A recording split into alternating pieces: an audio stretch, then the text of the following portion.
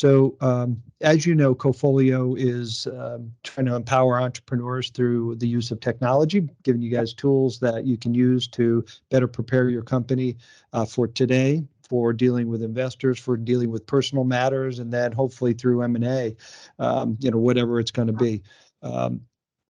Give me a little bit. Why don't you first introduce yourself and Sure. your company, and then what your major challenges that you're trying to solve. Yeah, certainly. So my name is Balaji. I am in Toronto, Canada. So this is a Canadian company that we're talking about. We are incorporated here. We do business in Canada and in the US. Company is 7 years old, and a couple of things about us. First is that we provide technology primarily to other startups, so we're a B2SMB company, and those companies are operating in the healthcare realm. We help them with data security and privacy by way of a turnkey platform. So it is a platform company as opposed to a services company from a business perspective. Second, we're a fully remote team. All of our employees are in Canada, but we don't and have never had an office other than time occasionally in accelerators and that kind of thing. We are venture funded. We did some convertibles in the early days of our company through accelerators and angel funding, and then we've done 2 rounds of priced equity funding. The last one was last summer. So, sort of I don't even know if I'd call it a challenge, but big focus for us since then has been scale. So, we've tripled our team in essentially a year. That comes with its own, challenges. First, from the perspective of finding out deciding what you need, then figuring out how to find those people, and then figuring out how to onboard them and scale them. And you're caught between needing more resources to do all the work you have to do, but also taking the resources you have and applying them towards scaling up the new resources you've acquired. And so those are probably some of the biggest challenges that we have right now is all around scale. I'm very fortunate to have a very, very amazing team who cares most of all about doing good work, helping our customers be successful, and making a difference by way of technology. And if they have any frustrations, it's that they can't do that faster. And of course, this is all in an environment, as we all know, where both the pressure in terms of what's happening with the economy, cost of living, as well as people reevaluating what a good working environment means to them. Where there's a lot of kind of dynamics out there. Lots of people are looking for work and lots of opportunities to come by, including even coming by to the people I have in my team. So. Well, that's fantastic. And you talk about scale and tripling the size of your team in the last year. That's a significant undertaking in itself, just finding the people, bringing them on board. What are some of the challenges that go along with scaling when you look at that from a administrative standpoint for your company? There's a lot. I mean, boy, we're probably easiest to think about it from the perspective of chronologically, what are the order of operations of things. As I said, the first thing is just figuring out what you need, and there's sort of, I think, 3 different kinds of ways of thinking about scaling people. So the first is you have a role and it's important, but it doesn't have enough capacity to do all the things that it needs to do. So you just need to replicate that by having another one. But then as soon as you do, something I don't think I'd fully appreciated when creating a startup versus my experience working in larger companies is there's a lot of change management that has to come along with that. So if you have, person in role number 1, and then you hire another person in role number 1, the first person goes, well, what does this mean to me? Do I get a promotion, or what's the pay equity, or how is the work now going to be decided between who gets to do what? These are all very, very important, pertinent questions, and worthy of consideration. So that's the first type of scale. The second type of scale is there's a function that's done in the company. Yeah. And we see this frequently, and that function is important for the business, but it's kind of like a part of 6 people's jobs who all have other jobs to do. So if you do it the right way, then what happens is you build a operational process around that, and you go, okay, now we've put a box around this. Now let's give it to somebody to be their job. My hope, there's an interview actually happening in my team in about half an hour, and I'm hoping it's the final interview for somebody who's going to fall exactly into that kind of role. And the last is we're now at a point where we need to start doing something new. And we don't even know what that new thing is, but we want to bring in somebody to kind of own it, which is like a whole new business, which in some senses sounds more challenging. I would actually say maybe the easiest of the three because it has the least amount of impact compared to the existing team. So, you got to do that first. And then the next thing you do is you go, okay, well, now we figured out what we need. How do we go find that person?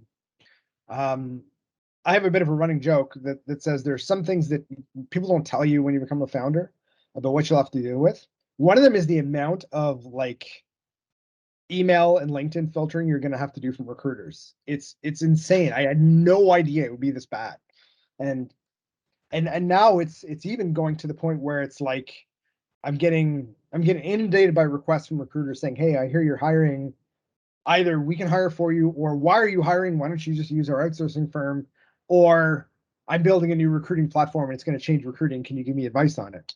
I literally had 3 of those in the last week. The thing I've sort of figured out, we tried a lot of things. We tried different recruiters. We actually tried using multiple recruiters for the same role at the same time, which is an interesting experiment, especially as now because there's an evolution in business models. So you've got the traditional like sort of success fee, and then you've got some that go, there's no success fee. It's just like a SaaS subscription, which is also interesting. And then some who do hybrid. And just on that, like what I found is that the success fee driven firms will work really hard to like find you candidates and like go, you need to have an interview tomorrow. And then, okay, you ready to hire this person?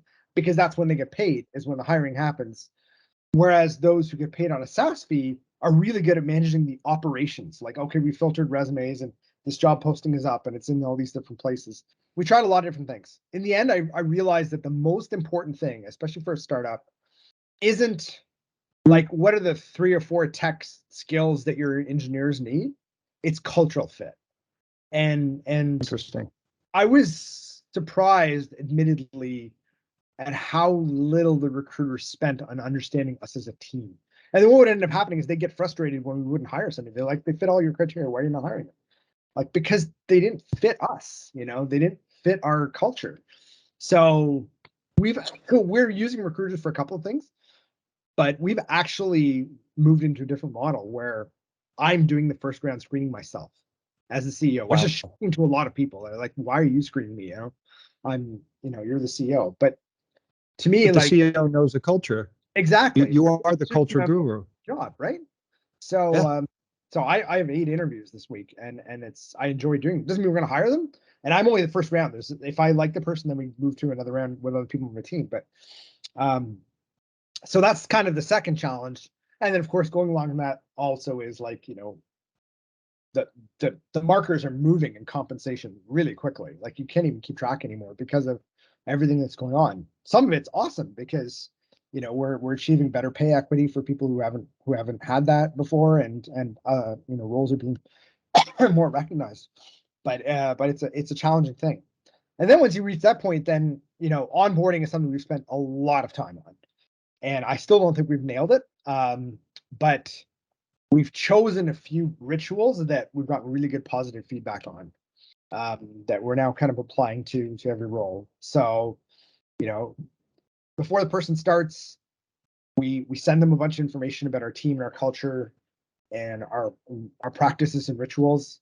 We're a security company, so we have to be careful about what we can share before they're an employee, which means that they've actually are under the auspices of the NDA. But some things we can do. Pardon me. And it's not just about like the T's crossed and the I's dotted. It's also about the emotional aspect of it. So, in our team meeting, we record a video where the whole team waves on Google Meet and says, "Welcome to the team." We send that to the person. We don't have the kind of company where I can send a big giant package, but I do send a T-shirt, a handwritten note, and everything that they need. And then when they come on board, new employees start on Thursdays. That's something new we've actually just decided, and it works really well because Thursday and Friday is just social meetings where they get to meet people in the team one-on-one. Friday afternoon is our team demo hour, which is the most impactful element to the culture of our team. Then they have the weekend to kind of reflect on what they've learned. And then they have more onboarding meetings on Monday and Tuesday, and Wednesday is a no meeting day for the whole company every week. So by then they have enough content to read. And so that seems to be working really, really well. Also, like if they're leaving a previous job, then they might have left the previous Friday and they got a few days to recruit before they start with us, right?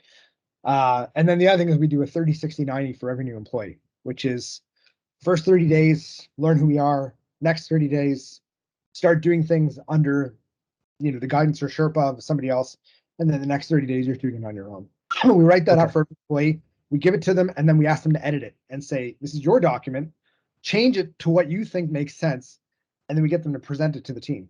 And so all of these things are things that have worked really well for us. But we also have to deal with, the nuances of being a remote team. So it's a bit weird starting a new job, and you're starting a job in your house, and you're like, okay, well, there's nobody around me until I have to meet somebody. Time zone considerations that come with that.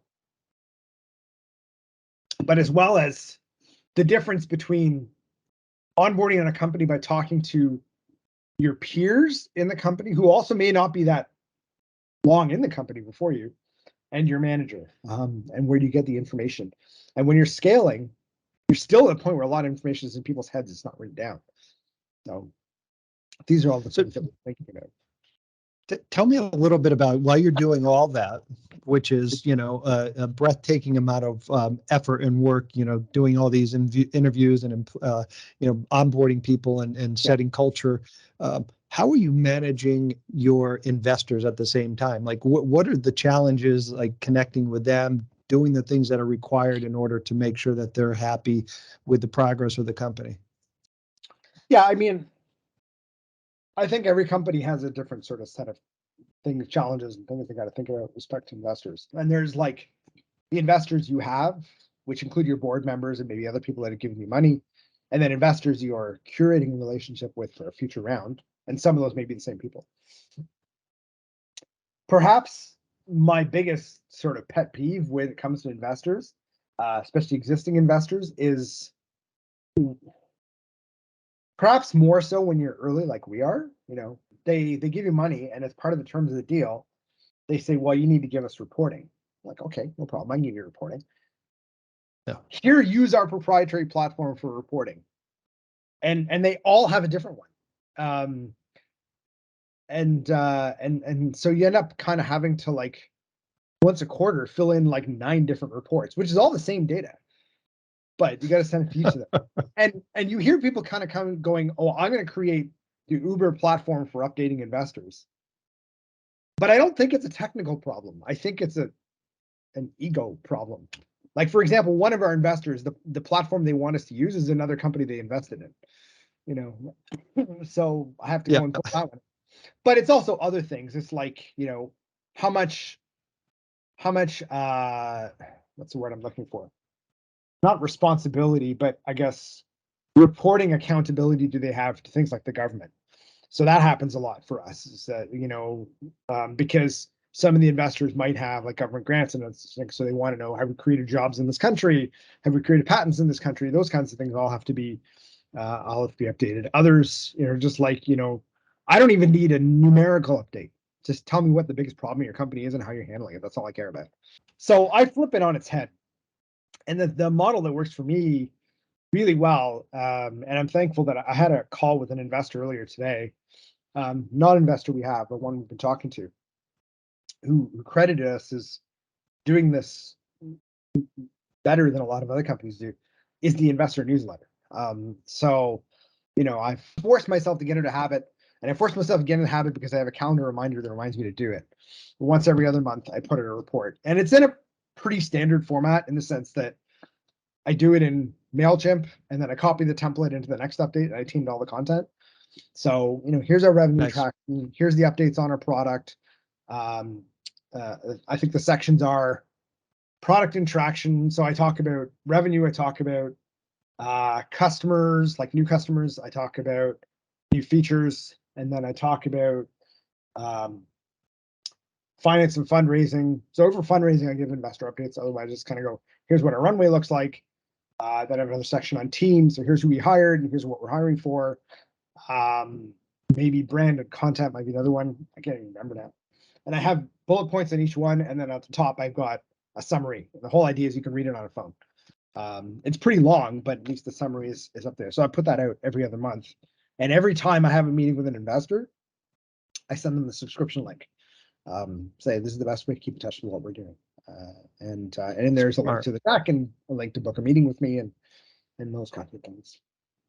That's so outstanding. I mean, automating that to a certain extent, and being able to get your voice out there and in front of them proactively, I imagine to them makes a huge difference. And then you don't have to conduct as many one-to-one meetings to explain things, and if you don't get it right, then it's always a problem. So you have a chance to edit it.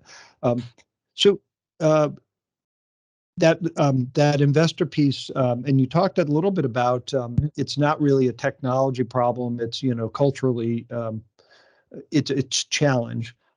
When you started up and you got going, I mean, you probably had a pathway in mind. Have you followed the pathway you thought you would in terms of levels of investment at the same at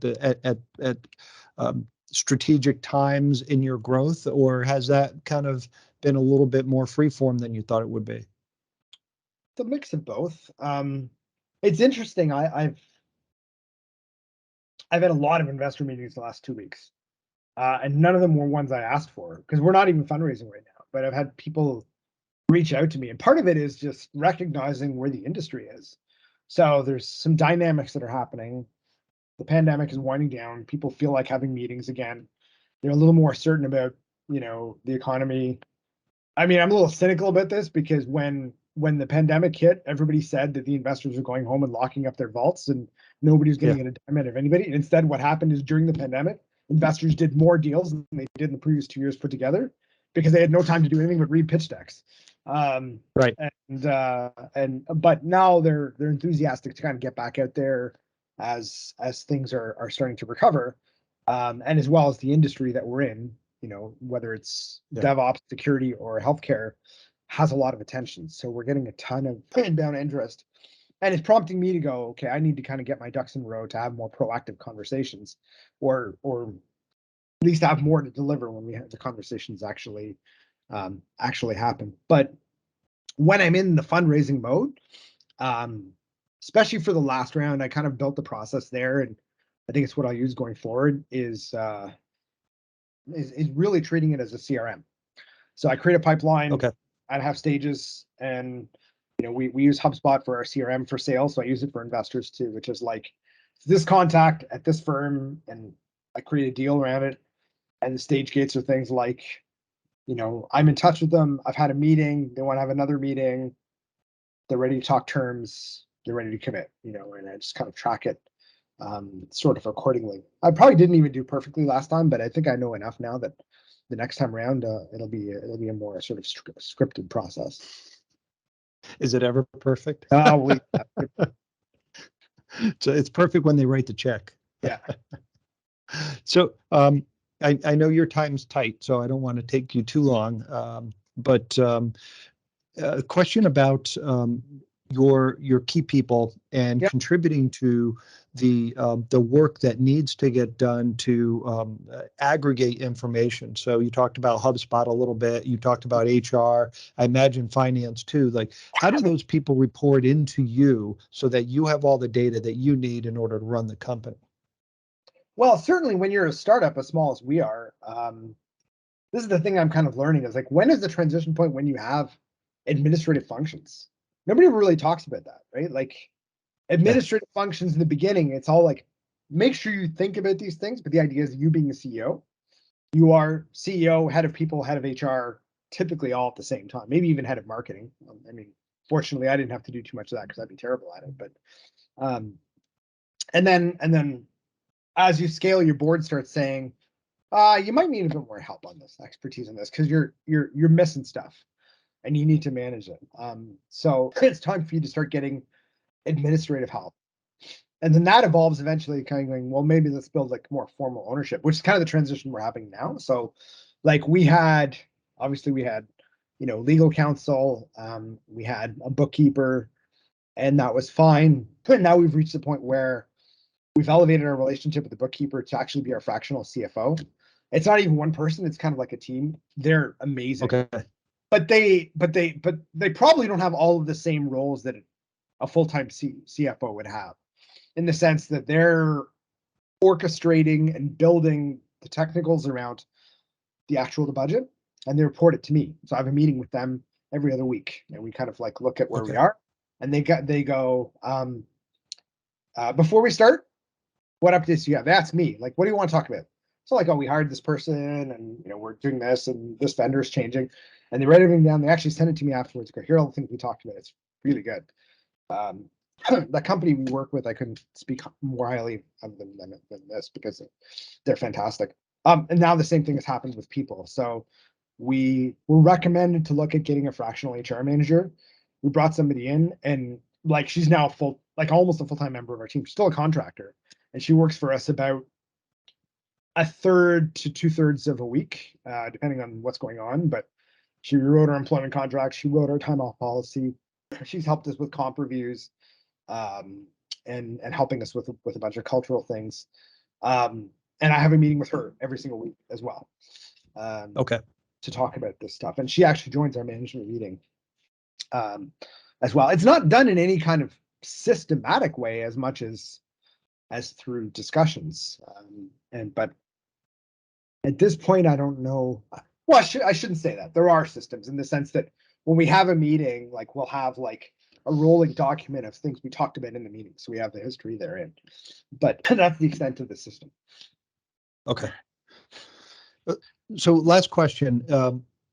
If you were speaking directly to a startup CEO today, and you're looking at him and said, based on my experience, do this differently, what would that be? What would you tell them to do differently? One thing we didn't do well in the beginning, it's better now, but we didn't do well at the beginning, that I tell everybody to do, is like, give your legal counsel full ownership of the cap table. Because cap tables can get very quickly unwieldy. And like this idea, and let me make it more general. I like this idea of, as you scale, giving people full responsibility, even to the degree you give them more authority than you have. So for example, we have a budget spreadsheet. I don't have edit access on it. I told our fractional CFO, I'm like, I don't want edit access on it. Give me view access, but if I want something changed, I should ask you, and you should do it. So therefore, we have a paper trail of everything that was done. I think that's really important for certain things. You should give authority for administrative things to people who are experts in the administration.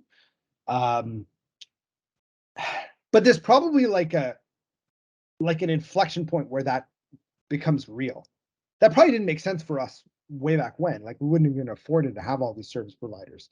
But now we have legal, we've got HR, we've got finance, and each of them has authority over things that I don't have authority over, and I trust them with their counsel. The decisions are still mine, but they bring them to me and ask me what we should do, and I say, okay, go execute on them. So I think that's really important to think about. It's I mean, boy, like, that's a pretty broad question. There's lots of ways you can answer it. Lean startup is the ideal. It's messy. Like, we suffered a little bit from going too far into it, in the sense that we built a ramshackle MVP and then it scaled in terms of popularity, in terms of customers, but it didn't scale in terms of value to the customers as customers scaled. So we had to rebuild a brand new product from the ground up, which is right, because it would have been too much investment up front before we knew the market was there. But then catching up was really hard to do while we're maintaining the existing business. Just know that's a challenge. It's a standard disruptive innovation problem. And be ready to face it. Give your team ownership to define their roles themselves, especially when you're early. You'll obviously goes without saying, you should always hire people who are smarter than you are. I know I have, and let them kind of define what works and what doesn't work. Constantly question your assumptions. Review everything every week. Figure out what your metrics are, and don't underestimate the value of qualitative metrics, not just quantitative metrics as well. How do you feel you're doing? And you can either run your company or you can fundraise. You can't do both at the same time, ever. If you're going to so make sure you have a way of the company running itself while you're doing that. Okay. That's exactly where I was going to ask is, okay, so what do you do? So you set up the people to have success in each of those core areas, let them do the job, and then you're off fundraising. Yeah, it's incredible. Like I spent probably the first half of 2021 fundraising, and I really didn't feel like I was doing a lot else. Like I was just buried in that mode of investor meetings, sending updates, tracking our metrics, providing updates, figuring out the likelihood of an investor convert. And then we did the deal in August. It closed in August. I mean, and to give you a sense, term sheet was signed in May. The deal closed in August. Wow. Yeah. In terms of like getting all the investors on board that we wanted to. And then I shifted into focusing on the company, which was primarily focusing on hiring, people, culture, a little bit of product strategy, and my days are completely different than they were a year ago. So it really is. You can either do one or the other, but it's really hard to do both. Outstanding. This was really wonderful. I so much appreciate your time. I know how busy you are.